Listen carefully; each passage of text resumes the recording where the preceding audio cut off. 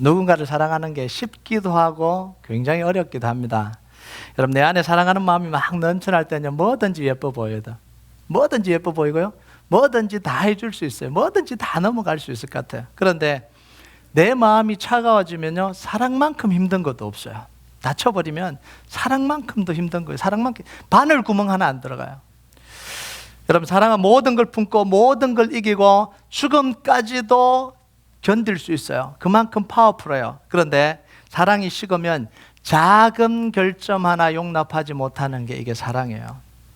여러분, 지금 이스라엘 백성들이 가나안 땅에 들어가기 전에 모압 평야에서 하나님과 사랑의 언약을 지금 맺고 있습니다. 가나안 땅은 이스라엘 백성들이 지금까지 지나온 광야와는 차원이 다른 겁니다. 환경이 달라요. 그때는 하나님만 보였지만 이 가나안 땅에 들어가면 수많은 신들이 보이잖아요. 다른 지역이에요.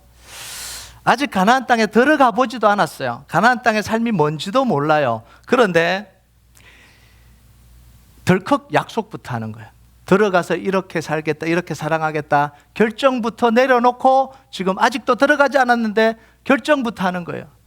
어떡하려고 그러는지 모르겠지만, 왜냐하면 사랑 때문에 그런 거야. 사랑하기 때문에. 여러분, 마치 결혼식 할 때 두 사람이 사랑의 서약을 하는 것과 비슷합니다. 결혼하고 살면 어떤 어려움을 당할지, 어떤 공경에 처할지, 어떤 사건이 일어날지를 몰라요. 여러분, 몇 개월 교제하고 결혼한다고 그 사람 다 할 수 있나요? 몇 년 교제한다고 그 사람 다 할 수 있나요? 몰라요. 모르는 채 결혼하는 거예요. 막상 결혼해 보니까 내가 생각하지 못했던 결점을 그 사람에게 발견할 수도 있어요. 정말 내가 싫어하는 모습이 그 사람 속에 있을 수도 있어요. 살아보지도 않았어요. 그런데 결혼 서약을 어떻게 하죠? 나는 당신이 기쁠 때나 슬플 때나 부자일 때나 가난할 때나 아플 때나 건강할 때나 죽음이 우리를 가다놓을 때까지 당신을 사랑할 것입니다. 어쩌자고 이러는지 모르겠어요. 어쩌자고. 경험도 안 해보고 누군지도 모르고. 여러분, 이 결혼과 사랑이라는 거요, 굉장한 신비입니다. 제가 결혼식 주례를 하면서 계속해서 느끼는 게 뭐냐면, 여러분, 결혼 상대를 고를 때는 가장 이기적으로 고르시잖아요. 안 그래요? 얼굴이 잘생겨야 되고 돈이 많아야 되고 능력이 있어야 되고 이 정도 수준 안 되면 안 되고 자기에게 가장 맞는 가장 이기적으로 골라요. 그런데 결혼식 할 때 보면요, 서약은 가장 최악의 서약을 하는 거예요. 아파도 되고 병들어도 되고 못나도 되고. 이게 말이 되는 이야기냐고요. 여러분, 안 아픈 사람 고르려고 건강한 사람 골랐잖아요. 안 가난해지려고 능력 있는 사람 골랐잖아요. 그래도 이게 남한테 다 내세워 보려고 이쁜 사람 골랐잖아요. 그런데 결혼 서약할 때는 아파도 되고 병들어도 되고 못나도 되고 무능해도 되고 이 서약을 하는 거예요. 이게 웃긴 거 아니에요, 이게? 여러분, 이게 결혼의 신비고요, 이게 사랑의 신비예요. 여러분, 이 서약 하나로 사랑의 노예가 되겠다라는 거예요. 그래서 서약을 함부로 하시면 안 돼요. 이 서약 하나로 평생 노예가, 사랑의 노예가 되겠다라는 거예요. 여러분, 5절은 하나님과 이스라엘 백성들을 간에 맺은 사랑의 언약입니다. 5절 한번 읽어볼까요? 같이 읽겠습니다. 시작. 너는 마음을 다하고 뜻을 다하고 힘을 다하여 내 하나님 여호와를 사랑하라.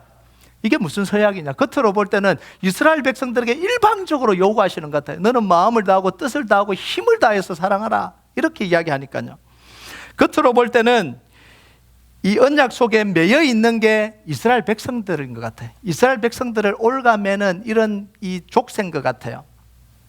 진짜 겉으로 보이는 모습이 그런 거예요. 실제로는요, 언약 속에 매여 있는 분이 누군지 아세요? 하나님이에요. 이 언약 하나로 하나님은 사랑의 노예가 되어버렸어요. 언약을 맺음을 말미암아 이 놀라운 능력 있는 하나님이 이스라엘 백성들을 위한 사랑의 노예가 되어버렸다고요. 여러분, 하나님이 이스라엘 백성들에게 요구하신 그 사랑보다 더 큰 사랑을 하나님은 이 언약 속에 불어 넣으셨어요. 쏟아 부으셨어요. 하나님이 이스라엘 백성들에게 요구하는 그 헌신보다 더 큰 헌신을 하나님은 이 사랑의 언약 속에 쏟아 부으셨어요. 여러분, 이스라엘 백성들이 불의할 때조차도, 언약을 다 깨뜨릴 때조차도 하나님은 이 언약을 깨뜨리십니까? 안 깨뜨리십니까? 안 깨뜨리시고 신실하게 붙들고 계시잖아요. 하나님 이스라엘 백성들이 신실한 모습 속에 다 고통을 겪으면서도 이스라엘 백성들을 버리지 못하고 끝내 붙들고 계신 분이 이 하나님이에요. 얼마만큼 이 사랑하셨냐면 이 언약 때문에 버리지 못하고 붙들고 계시다가 뭐까지 내어줘요? 자기 사랑하는 예수님까지도 십자가에 내어주신 분이 이 하나님이에요. 지금 언약에 매여 있는 분이 누구예요? 하나님이에요. 이 언약 한번 해서 평생 이 사랑의 언약 속에 매여서 자기의 사랑하는 아들 예수님까지 십자가에 내어주신 분이 이 예수님이에요. 누구를 위한 언약이에요? 하나님을 위한 언약이 아니에요. 이스라엘 백성들을 위한 언약이에요. 여러분, 구약에 있는 모든 언약은 어디에서 완성이 되냐면 십자가에서 완성이 되게 되어 있어요. 하나님은 크신 하나님이기 때문에 누구에게 매여 있거나 누구에게 묶여 있을 분이 아니에요. 누구에게 소속이 돼서 그렇게 살아가실 분이 아니에요. 그런데 세상이 하나님을 담아낼 수 없잖아요. 이 크신 하나님을 담아낼 수 없잖아요. 그런데 하나님은 이스라엘 백성들을 사랑하셔서 성막이라는 좁은 곳 안으로 자신을 스스로 몰아넣으신 분이 하나님이에요.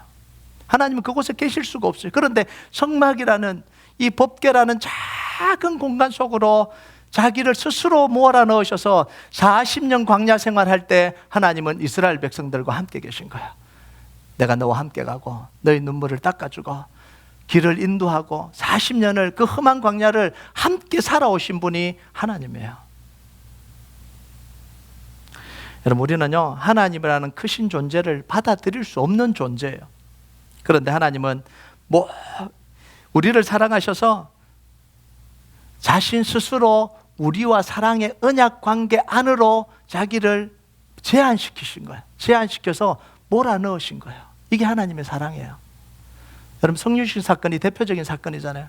하나님은 인간이 되실 수가 없어요. 그 좁은 그 인간의 속으로 어떻게 하나님, 그 크신 하나님이 들어와요. 그런데 우리를 구원하시기 위해서, 인간인 우리를 구원하시기 위해서 스스로 자기를 축소시키시고 스스로 자기를 제한하시고 스스로 자기를 낮추셔서 우리 속으로 들어오셔서 우리를 구원하신 분이 하나님의 사랑이에요. 그리고요, 하나님은 모든 걸 하나님의 뜻대로 하실 수 있잖아요. 하나님 원하시는 모든 걸 다 하실 수 있는데 이 언약 때문에 하나님은 모든 행동을 다 제한하고 계시는 거예요. 여러분 한번 볼까요? 열왕기하 13장 23절 같이 읽겠습니다. 시작.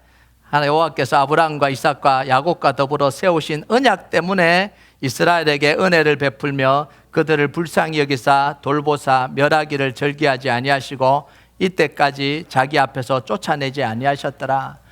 여러분, 이스라엘 백성들이 범죄하고 떠나고 우상 숭배하고 그러면 하나님이 싹 썰어버리셔야 돼요. 끝내버리셔야 되는데 이 언약 때문에, 여기 뭐라고 이야기해요?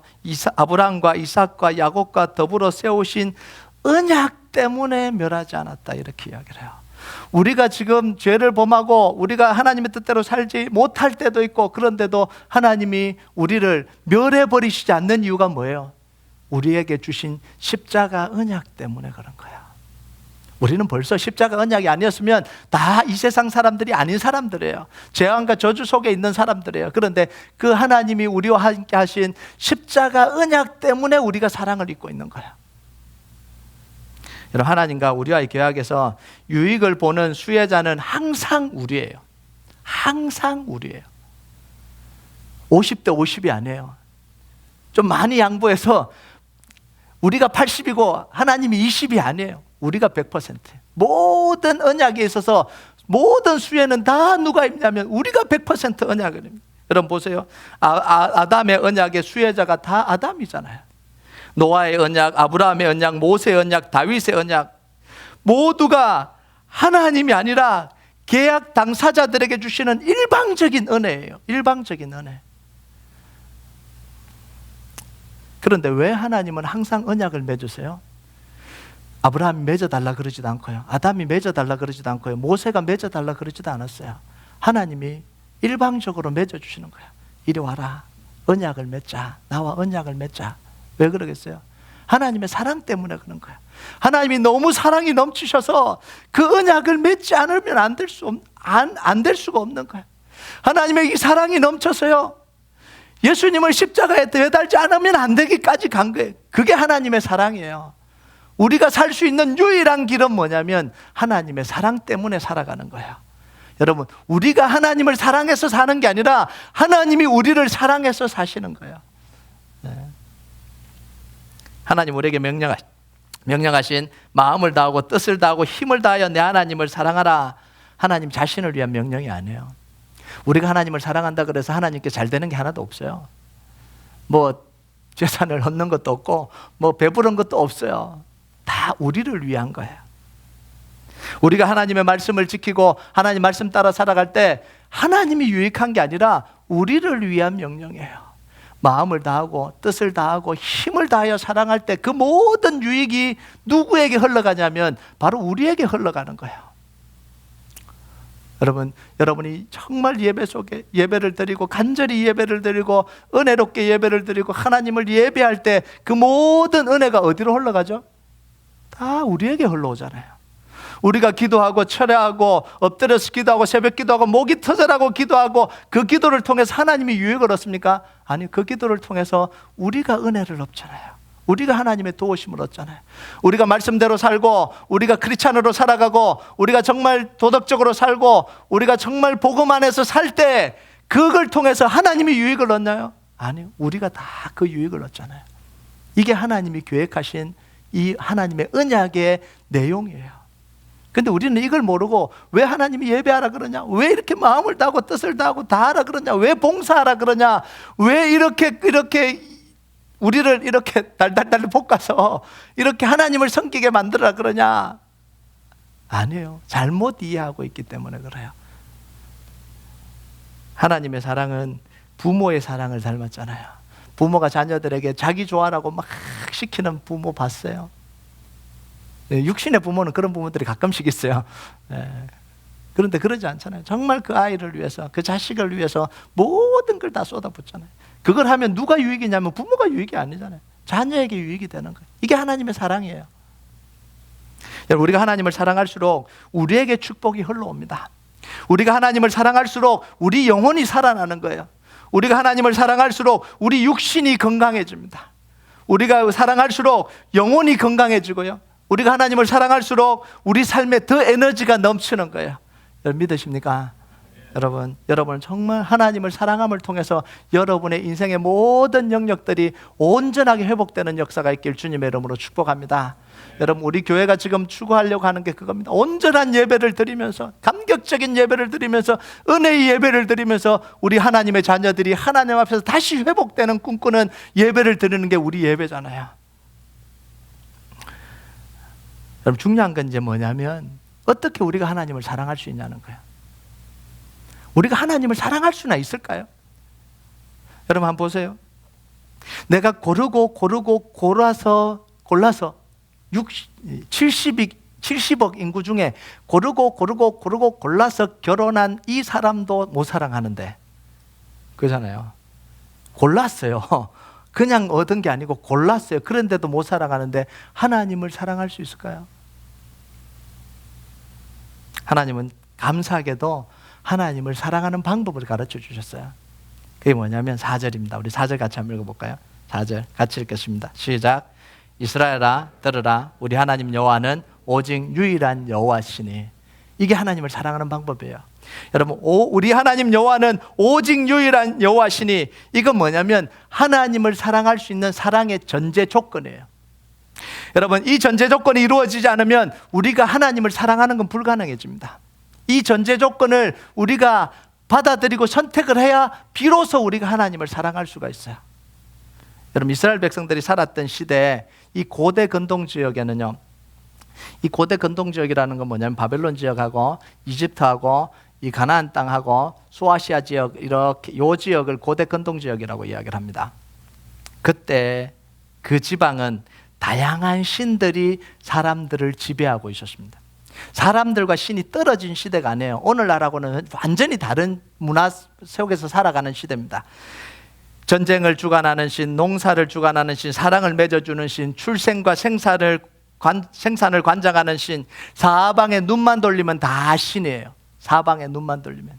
그리고 이 신들과 관계를 맺지 않으면 일상적인 삶을 못 살아가는 게 이 시대였습니다.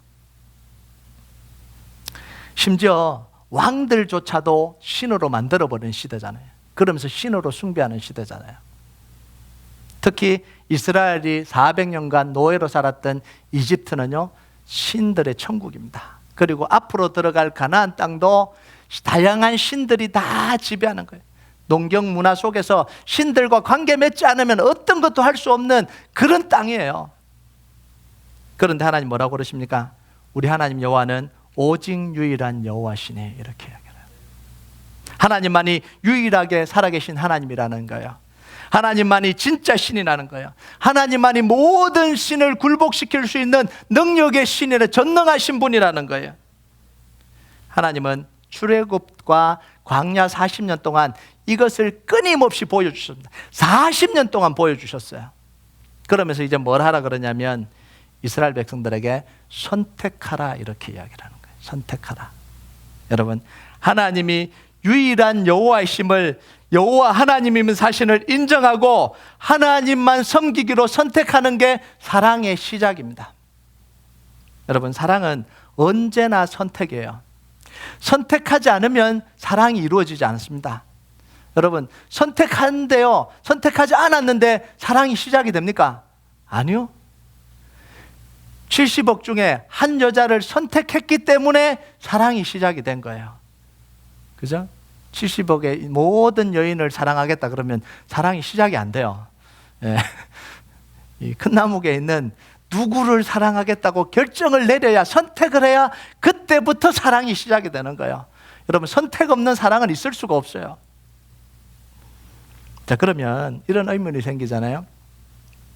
하나님만이 참 하나님이시고 참 신이시고 유일한 신이시고 모든 신을 굴복시키는 전능한 신이라면 굳이 하나님만 사랑하라 그럴 필요가 뭐가 있냐. 다른 거 다 가짜인데 하나님만 선택하라고 해야 될 이유가 뭐가 있냐는 거예요. 하나님만이 유일한 신이라고 강조하지 않아도 사람들이 스스로 섬기게 될 거 아니냐, 이런 말을 하잖아요. 하나님만이 진짜 하나님이고 하나님만이 유일한 신이라면 하나님만을 사랑하고 명령하는 게 오히려 하나님이 전능하신 하나님이고 진짜 하나님이 아니라는 방정이 아니냐. 여러분, 어떻게 생각하십니까? 여러분, 이건요, 하나님 때문에 이렇게 명령하신 게 아니라 우리의 악하고 육을 가지고 있고 약한 우리 때문에 이렇게 명령하신 거예요. 여러분, 하나님이 참 신이 아니거나 능력이 없어서 그런 명령을 하신 게 아닙니다. 우리 하나님은 유일한 신이고 하나님을 능가할 수 있는 아무도 없어요. 그런데 우리가 육신의 눈을 가지고 있기 때문에, 우리가 죄성을 가지고 있기 때문에, 바른 것을 보지 못하기 때문에 하나님이 이 명령을 우리에게 하신 거예요. 유혹에 넘어가기 때문에, 참신을 구분하지 못하기 때문에 그런 거예요. 여러분, 우리는 이렇게 생각합니다. 신들을 쫙 펼쳐놓으면 진짜 신이 누군지 우리가 알 수 있다라고 생각해요. 그걸 원한다고 생각합니다. 아니, 천만의 말씀이에요. 그렇게 되지 않아요. 가짜의 유혹에 다 넘어가 버리는 거예요. 이게 인간의 약함이고 인간의 죄성이고 인간의 부족함입니다. 여러분, 좋은 걸 알아볼 수 있는 눈이 없어요. 영적인 눈이 없어요. 이렇게 이야기를 하면, 목사님 무슨 이야기 합니까? 저희는 눈이 다 떠졌는데, 지금 다 어른이고 내 생각대로 다 할 수 있는데 뭐라 그러십니까? 여러분, 자녀들을 데리고 식당에 가본 적이 있나요? 스테이크 집으로 가서 메뉴를 시키는데 정말 30불짜리, 40불짜리, 50불짜리 스테이크 시키라 그래도 뭐 시키죠? 마카로니 치즈. 영양분이 가득한 걸 시키라 그래도 마카로니 치즈가 좋다고 먹겠대요. 근데 그런 식당에서 마카로니 치즈를 선택하면 실패합니다. 마카로니 치즈는 슈퍼스토어에서 파는 이 렌지에 돌려 먹는 그게 진짜거든요. 그 불량품을 선택하는 거, 불량품을요.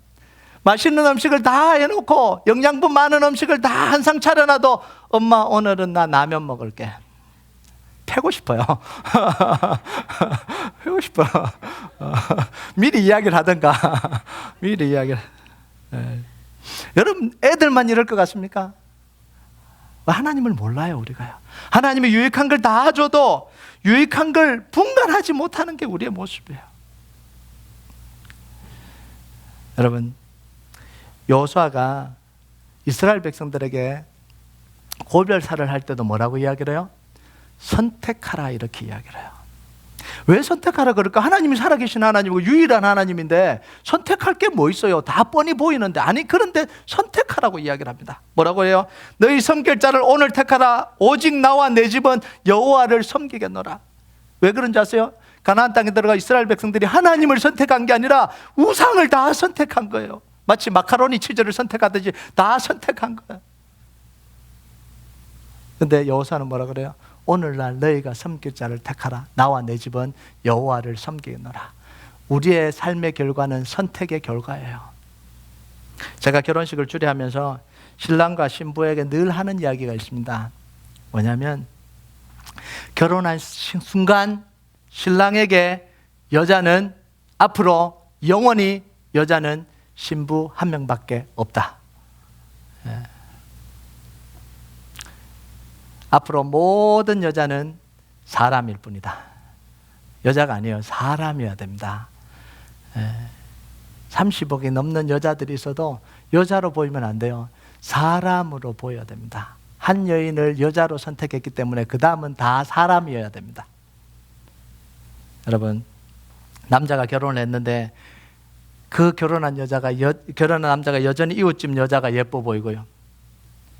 이웃집 여자에게 마음이 가고 가슴이 뛰고 여자로 보이면 자기 아내를 마음을 다해서 사랑할 수 있을까요? 불가능한 거예요. 이웃집 여자는 사람이에요. 따라할까요?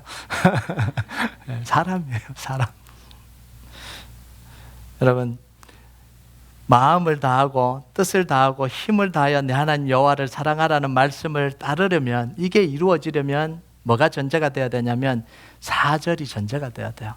우리 하나님 여호와는 유일한 여호와시다. 이 선택과 고백이 이루어져야 비로소 하나님을 마음을 다하고 뜻을 다하고 힘을 다해서 사랑할 수 있는 거예요.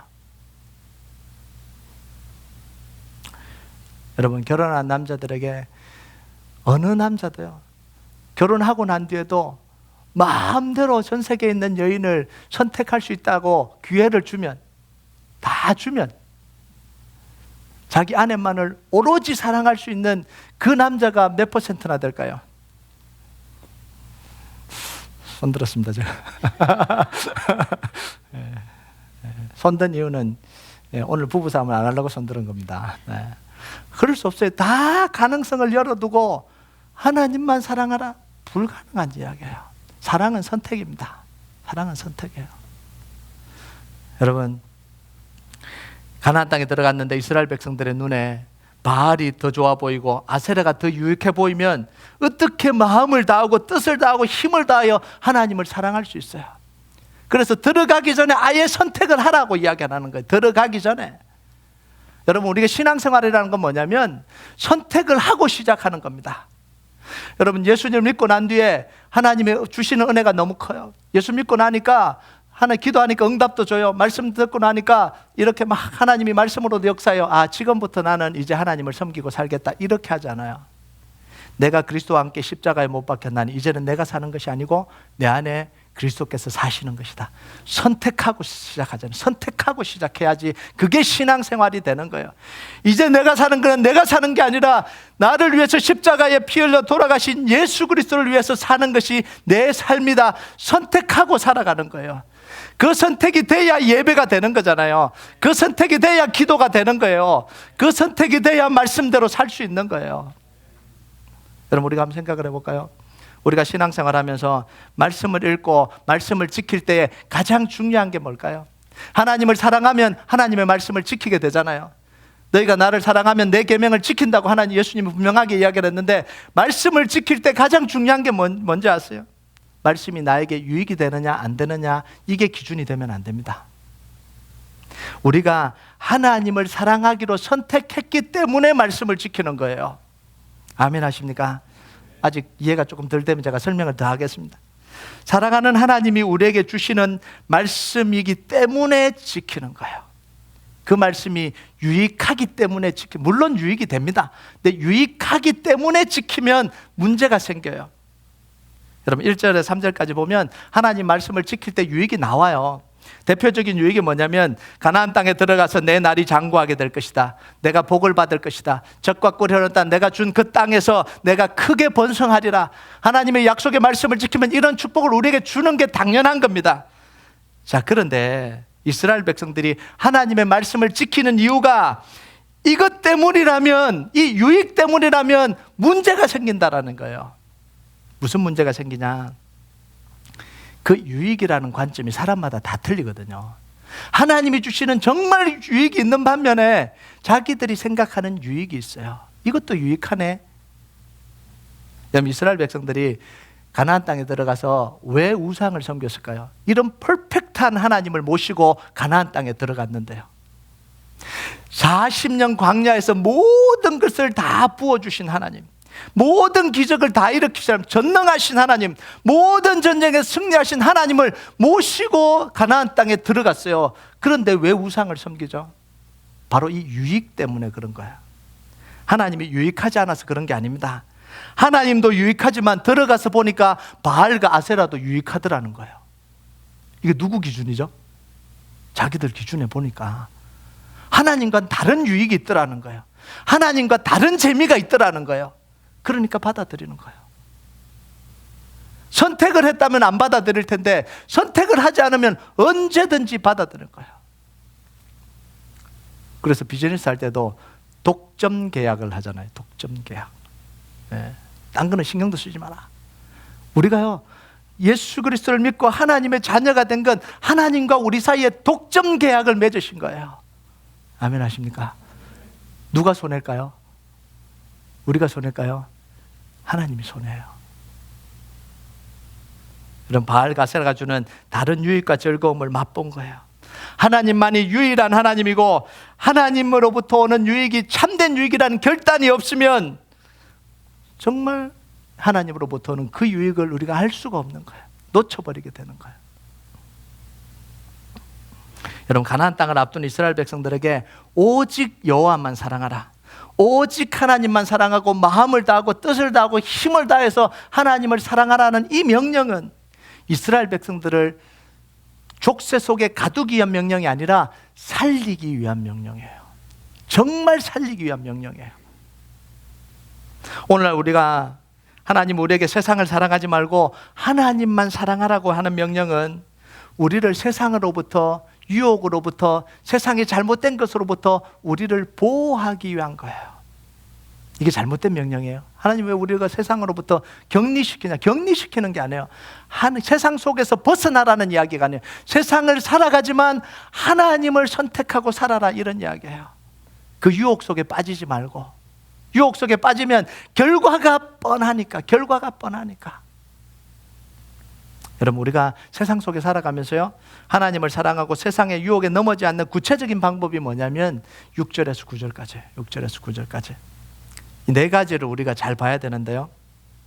첫 번째는 뭐라고 하냐면, 오늘 내가 내게 명하는 이 말씀을 너는 마음에 새기고. 자, 하나님의 말씀을 어디 새기라고요? 너는 마음에 새기고. 자, 너는 마음에 새기고, 이게 누구에게 새기라는 거예요? 내 마음에 새기라는 거예요. 내 마음에. 하나님 말씀 들을 때 그 말씀을 누구 마음에 새겨야 돼요? 내 마음에 새기셔야 됩니다. 새겨지지도 않는 다른 사람의 마음에 새기지 마시고요. 예. 이런 분들이 가끔씩 계십니다. 이 말씀은 너무너무 은혜로워서 김 집사님에게 적용이 돼야 되는데, 김 집사님 오늘 대박 터졌다. 이 말씀이 너무 좋은데 이 말씀이 완전히 그 김 집사님을 위한 말씀인데 너무나 아쉽게도 오늘 빠졌네. 예. 자기 마음에는 안 새겨요. 자기 마음에는. 가끔씩 이런 분들도 계세요. 은혜를 받았는데 자기 마음에는 안 새겨지고 다른 사람을 위한 말씀이라고 생각하고 그게 은혜가 되는 거예요. 그게. 이거 말씀을 이렇게 들으면 안 되는 거예요. 말씀은 누구에게 새겨져야 된다고요? 내 마음에 새겨야 돼요. 여러분, 이거 누구에게 은혜가 될 것 같다 생각이 들 때 자르세요. 생각도 하지 마세요. 생각도. 여러분이 그렇게 생각해 준다 그래서 그 말씀이 그 집사님에게 가는 게 아니에요. 절대로 안 갑니다. 내 마음에 새겨야 되는 거예요. 내가 찔림 받아야 되고요, 내가 좋아야 되고요, 은혜도 내 가슴 속에 숨겨져야 되는 거예요. 목사님 말씀 좋았네, 은혜로 왔네, 여기까지는 제 가슴 속에 안 숨겨진 거예요. 아무리 좋아도 소용이 없어요. 내 가슴 속으로 들어와야 돼요. 가슴 속으로 들어와서 찔려야 되잖아요. 아파야 되잖아요. 또는 위로가 돼야 돼요. 때로는 힘이 돼야 돼요. 그래야 그게 내 말씀입니다. 여러분, 하나님의 말씀을 앞으로는 여러분의 가슴에 새기시기를 바랍니다. 여러분, 이게 왜 중요하냐면 이게 자기도 변화시키지만요, 두 번째 또 이제 이야기하는데 중요해요. 두 번째는 뭐예요? 하나님의 말씀을 자녀들에게 부지런히 가르쳐라, 이렇게 이야기를 해요. 자, 이건 신앙의 전수를 이야기를 하는 겁니다. 자, 그런데 뭐라고 이야기를 해요? 7절을 보면 내 자녀에게 부지런히 가르치며 집에 앉았을 때든지 길을 갈 때든지 누워있을 때든지 일어날 때든지 이 말씀을 강론할 것이며. 이게 무슨 이야기죠? 계속 예배드리라는 이야기예요? 누워있을 때 어떻게 예배드리죠? 길을 갈 때 어떻게 예배드리죠? 이게 이야기가 아니에요. 하나님의 말씀을 읽어주라, 이 이야기도 되지만 더 중요한 건 뭐냐면, 첫 번째, 하나님의 말씀이 내게 새겨진 그 말씀을 자녀들과 계속해서 나누라, 이런 이야기야. 자녀들과 내게 새겨지지 않는 말씀은 나눌 수가 없어요. 그거는요, 이 자녀들이 들으면 따분해해요. 또 막 저거 한다 그러잖아요. 잔소리 한다고 생각해요. 그런데 내 마음에 새겨진 말씀, 나를 살린 말씀, 내게 생명을 주신 말씀을 나누면 잔소리라고 생각이 들지 않아요. 은혜라고 생각이 들어요. 여러분, 우리 성도들에게도 마찬가지잖아요. 이 말씀 아냐고 그냥 읽어주면 또 뭐 나도 아는데 뭐 당신이 뭐 이렇게 나누냐고, 좀 이제 그만하라고 이렇게 할 수도 있는데, 이 말씀이 내게 적용이 돼서요, 하나님의 은혜를 받았던 그 고통 중에서 하나님을 경험하고 받았던 그 은혜를 나눌 때 누가 한 사람이라도 집사님 그만하세요, 그런 사람 누가 있겠어요? 정말 그 은혜에 같이 감동하잖아요. 하나님이 그런 은혜를 주셨구나. 바로 이 이야기예요. 자녀들에게 내가 경험한 하나님, 내가 인생의 어려움 속에 찾아온 그 하나님을 자녀들에게 나누라는 거예요. 여러분, 그래서 우리의 목표가 뭐냐면 자녀들이 내가 경험한 하나님을 경험하고 살아가도록 만들어주는 게 부모의 최대의 목적이에요. 여러분, 내가 제 바람이 뭐냐면요, 제가 어려움을 당하고 힘겨움을 겪으면서 하나님이 살아계심을 경험하고 말씀을 붙들고 살 때 하나님이 역사하시는 걸 다 경험했던 걸 제 딸이 똑같이 그렇게 경험하고 살기를 바라는 게 제 첫 번째 소망이에요. 그러면 다른 거 아무것도 안 물려줘도 괜찮아요. 왜냐하면 하나님이 함께 이겨갈 수 있도록, 인생의 어려운 순간을 다 이겨가게 하나님이 도우시는 거예요. 그거보다 더 큰 게 어디 있어요? 여러분, 그런데 뭐라고 이야기하는지 아세요? 부모들 중에, 목사님 저는요 정말 어렵게 힘겹게 신앙생활하면서 하나님의 은혜를 받아서 이렇게 재산을 많이 모았는데요, 이걸 물려주면서 우리 자녀들은 고생하지 않았으면 좋겠어요. 재앙입니다, 재앙. 여러분, 그렇게 이야기하지 마세요. 한번 생각해 보세요. 여러분이 정말 하나님을 만나서 조금의 축복을 받았어요. 그 자녀들에게 이 축복을 물려주고 하나님을 경험하는 걸 안 물려주면 그 자녀 어떻게 되라고요? 죽으라는 이야기죠. 어려움 당하면 죽으라는 이야기예요. 이 재산이 그 자녀 지켜주겠어요? 이 축복이 그 자녀 지켜주겠어요? 나는 하나님이 지켜주는데 이 자녀는 어떻게 하려고 그래요? 저는요 제 딸한테는 좀 미안하긴 한데, 제가 겪었던 어려움을 제 딸이 겪으면서도 하나님을 만났으면 좋겠어요. 이게 제 소망이에요. 그냥 제 자녀들은 고생 안 했으면 좋겠다, 이 마음이 아니라 정말 내가 경험한 하나님, 내가 만났던 하나님, 어려움 중에 부러지질 때 하나님 나를 찾아오셔서 역사하셨던 그 하나님을 제 딸이 만났으면 좋겠어요. 고생하더라도. 그러면 제가 없더라도 되잖아요. 제가 안 지켜줘도 되잖아요. 하나님이 지키실 거니까.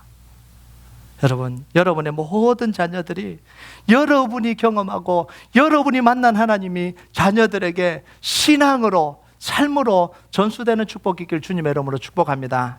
여러분, 이게 가장 큰 축복이에요. 여러분, 세 번째는 뭐냐면 손목에 메어 기호를 삼고 미간에 붙여서 표를 삼아라.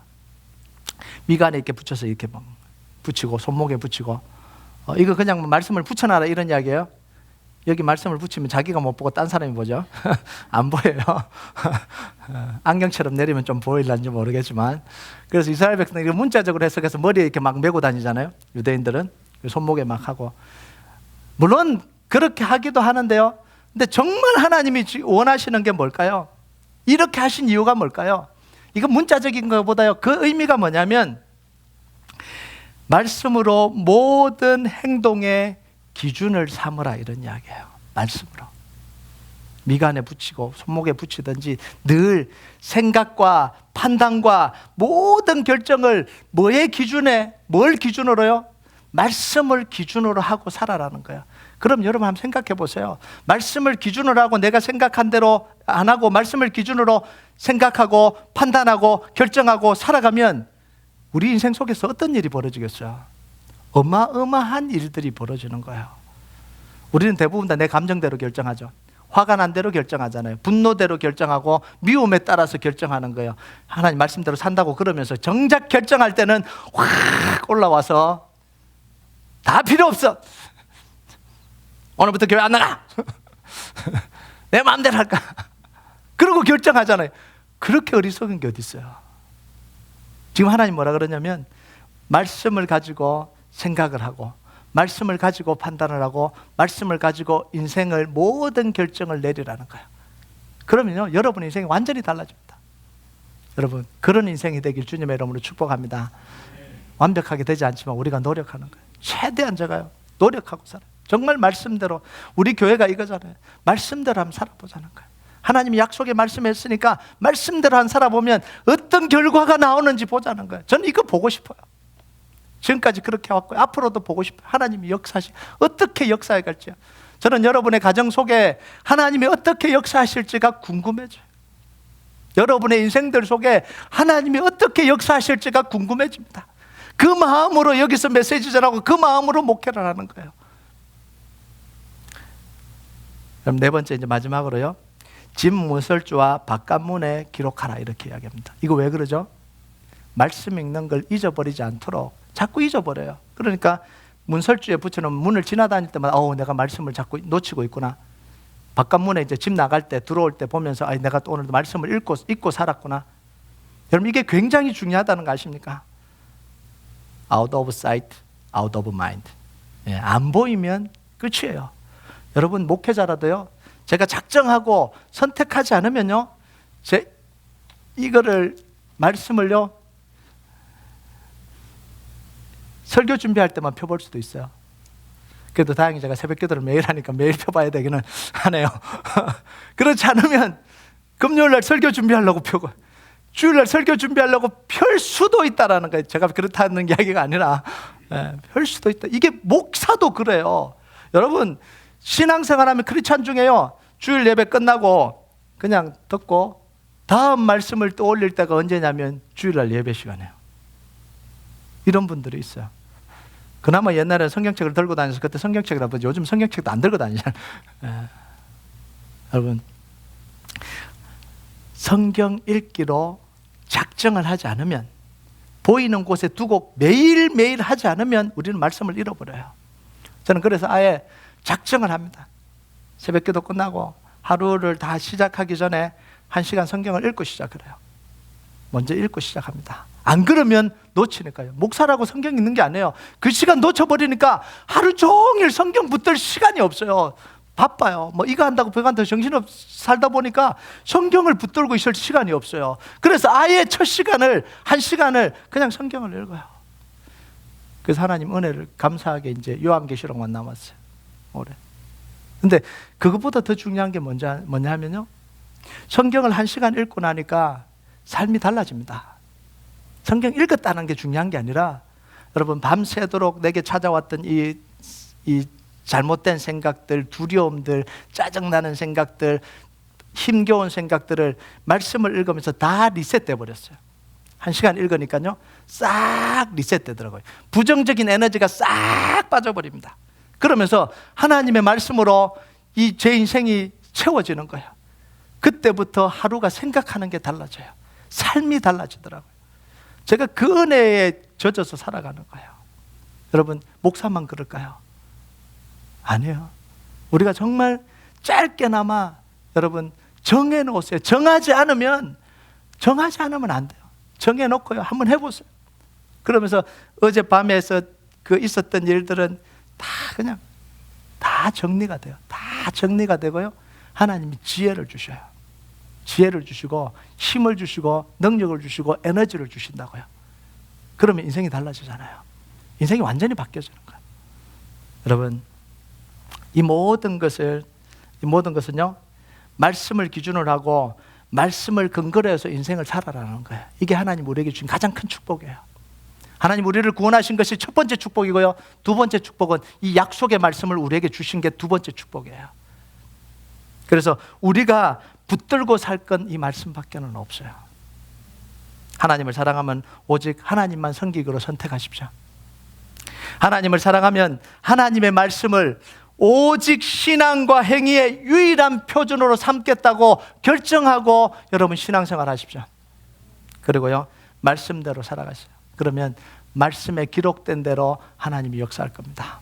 저는 우리 교회는 특별히 하반기에 하나님의 은혜가 시작이 될 겁니다.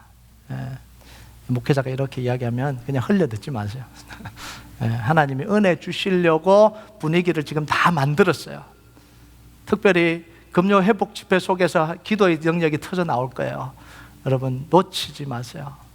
여러분 오세요. 와서 기도하세요. 목회자의 말을 헛으로 듣지 마세요. 정말 하나님의 은혜 받기로 하고 기도 응답 받기로 하면 우리 교회에서 이 영적인 역사가 어디서 터지기 시작하냐면 금요 회복 집회에서 터지기 시작할 거예요. 여러분 사모하시고 기도하시고요 결단하고 선택하고 사시길 주님의 이름으로 축복합니다.